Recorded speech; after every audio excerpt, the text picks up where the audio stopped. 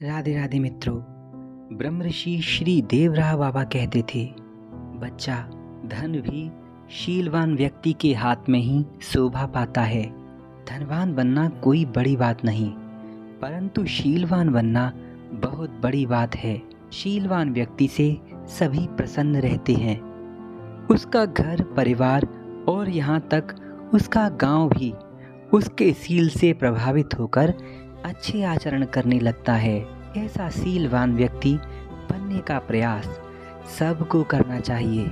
भगवान के भक्त ध्रुव, प्रहलाद, विभीषण जी ये सभी शीलवान व्यक्तियों की श्रेणी में आते हैं। इनकी कथाएं सुनकर इनके आचरणों का अनुकरण करना चाहिए। इसी में जीवन का कल्याण है। कोई भी देश तभी सुखी रह सकता है जब उसके नागरिक सुखी हों, जब उसके नागरिकों में एकता हो। ठीक ऐसे ही कोई भी परिवार भी तभी खुशहाल रह सकता है जब उसके सदस्यों में एकता और प्रेम हो। प्रत्येक देश का एक राष्ट्र नायक होता है, ठीक ऐसे ही परिवार का भी एक मुखिया होता है। परंतु आजकल उल्टा होता जा रहा है। राष्ट्र के नायक का तो सम्मान मजबूरी के कारण करना पड़ता है, क्योंकि नहीं करेंगे तो दंड मिलेगा। परंतु घर के मुखिया का सम्मान कोई नहीं करना चाहता, कोई नहीं सुनना चाहता। सब के सब खुद ही मुखिया बनना चाहते हैं। ध्यान रखिए, उसका दंड परमात्मा देंगे। जीवन का बहुत अनुभव है उन्हें। जब आप छोटे थे तभी आपके परिवार के बुजुर्ग आपके परिवार को चला रहे थे। बड़ी बड़ी कठिनाइयों का सामना किया है उन्होंने। उनका अनुभव आपकी बहुत काम आएगा। आज की कहानी से ये शिक्षा मिलेगी कि क्यों एकता रखना जरूरी है। आपसी बैर से क्या क्या हानि हो सकती है। पानीपत के युद्ध क्षेत्र की कहानी है।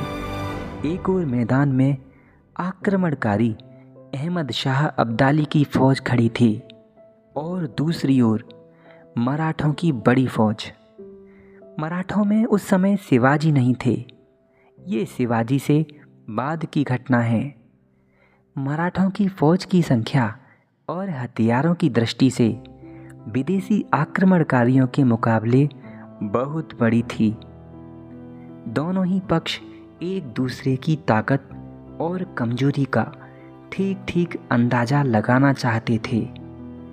इसीलिए तुरंत हमला करने से दोनों बच रहे थे।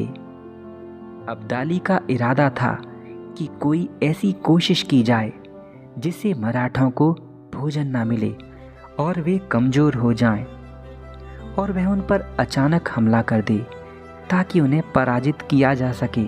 एक दिन शाम के समय अहमद शाह अब्दाली ने देखा कि मराठों की फौज के शिविर में स्थान स्थान पर आग की लपटें निकल रही हैं। उसने अपने सेनापतियों से कहा, ये आग की लपटें क्यों चमक रही हैं? ये सब क्या हो रहा है? अब्दाली के सिपाहियों ने उत्तर दिया, इन लोगों में जाति भेद है। ये एक दूसरे का खाना नहीं खाते और ना ही उनके हाथ से कोई चीज़ छूने में सहज महसूस करते हैं। इसीलिए अलग अलग रसोई बना रहे हैं। ये एक दूसरे से प्रेम भी नहीं करते।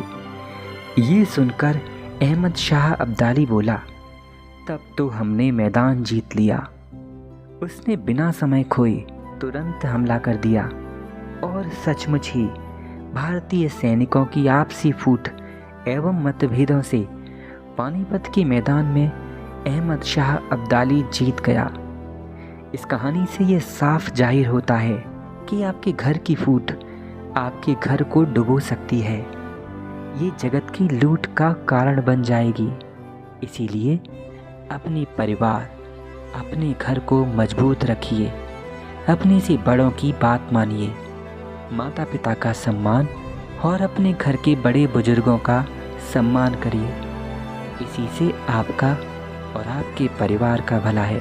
अगर आपने चैनल को सब्सक्राइब नहीं किया तो प्लीज़ सब्सक्राइब कर लेना और अगली बार फिर मुलाकात होगी।